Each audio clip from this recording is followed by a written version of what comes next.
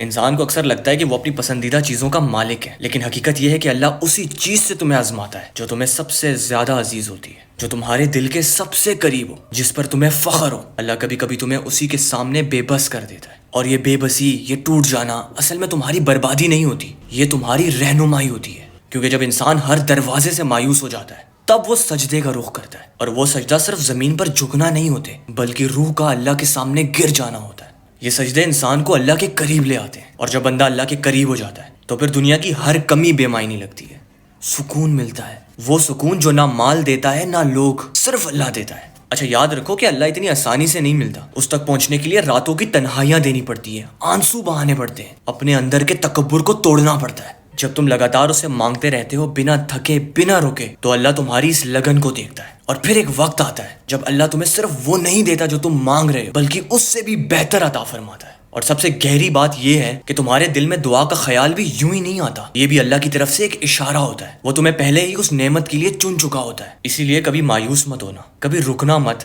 مانگتے رہنا، گر گراتے رہنا، کیونکہ اللہ کو مانگنے والے بندے بہت پسند ہیں۔